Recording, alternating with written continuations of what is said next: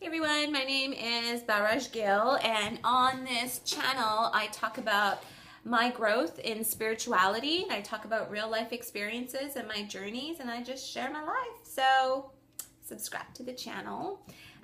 Today I want to talk about anger and love. In the past, I have actually said and felt that within anger there's always a little bit of love. There's always some sort of love towards that other person that you're angry with. You know, I kind of want to take that statement back. I've changed my mind a little bit. And what I've come to realize in the last like 5 or 6 months is that I know that anger vibrates at a very, very low level. Love vibrates at the highest level of humanity and beyond humanity, really. So the vibrations are completely opposite. So there's no way that anger, if you're angry at your partner, there is no way that you can feel love for them at the same time. So what I've realized, because I've worked on this, I call them shadow sides. Because I've worked on this issue myself, and this is when I came to realize the dark, deep issue. The in-between, when you're angry, the in-between is attachment. So there's an issue that you're attached to that probably occurred during childhood that made you angry. It triggered something, that it put you to a low vibration, and your partner is simply mirroring that issue because your partner may have been a trigger. So when you're angry, you can be angry at your partner, but you can't be loving towards your partner at the same time. You're going through your own issue of attachment, which is in the middle here somewhere. And those things need to be worked out on. That's called shadow work, which I'm going to talk more about, and I'm going to go through some series of how to do some shadow work in my future videos. Now, the other thing I want to talk about is the vibration. So that's kind of negative in my eyes. This is my opinion.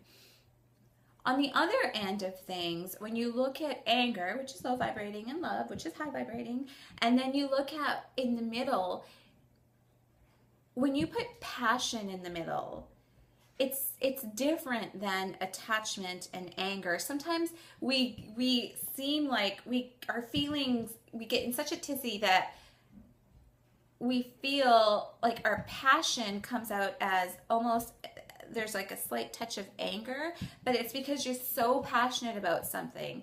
Passion is different because passion enables communication. So when you're able to communicate with your partner, even if it's through passion and you're trying to get a point across, and who cares what the point is, with passion though, there has to be a sense of understanding, and if your partner kind of blocks you off, that passion can go back down into an angry state because you weren't understood.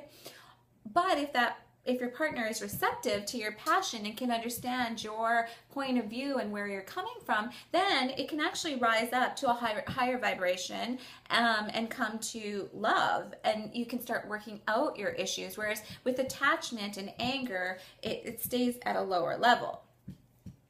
Now, some personal examples that I want to give are so with me working on the last year or so, I've really been working on my shadow sides, and I've had a lot of affirmation this year that I am succeeding on getting rid of that. My issues were the childhood, like the suppressed anger. I was attracting relationships that were angry, not just like partners, but friendships. My family, I grew up in chaos, really. So all my life I attracted chaotic situations, high stress. I felt like I really needed to work my ass off in order to accomplish my dreams. Anger, so those, loneliness, so those were a lot of my kind of my low vibrating subconscious understandings of what my life should look like. But since I started working on and releasing the anger, releasing the chaos, releasing the loneliness, I have to say some affirmation that I've had in the last little while are the relationships that I'm attracting. So for example, my mom and I, my family, never have really had a good relationship. But in the last little while, I'm actually talking to my mom again. I mean, I even told her how my teenage years were in the last like couple of weeks. And I never, ever would even have a conversation with her for more than 2 minutes. It would just be like, yeah, okay, hang up the phone. But that to me is affirmation that I'm getting rid of things. I'm forgiving, I'm letting it go, and I'm seeing things in childhood as a story. I mean, they knew no better. They did the best they could. Also, in my personal relationships with friendships, I'm releasing a lot of old friendships that are no longer serving me because I am seeing that they're not vibrating at the level of my highest good for me to walk the right path, my soul's path. So I'm releasing a lot of friends and new friends that are walking alongside with me and helping me and elevating my energy onto that path are entering my life now. At home, I'm getting rid of clutter, and this clutter that I've gotten rid of, I'm a minimalistic person, minimalist. I think that's how you say it. I think so.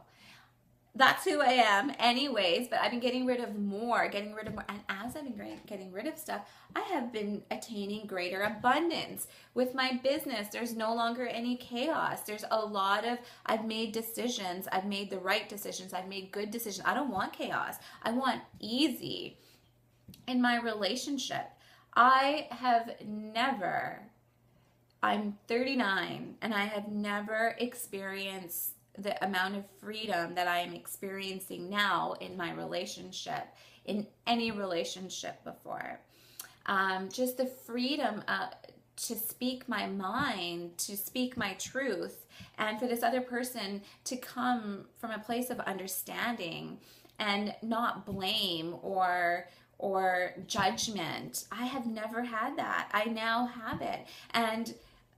And when a relationship is reciprocal, I never knew we both can elevate each other. That is the point of relationships. And there's been no arguments because there's been so much communication and passion and understanding. I haven't had a single argument. So that to me is all affirmation of me doing the dirty inner shadow work and continue doing that. It's a lifelong thing, but it's a beautiful thing.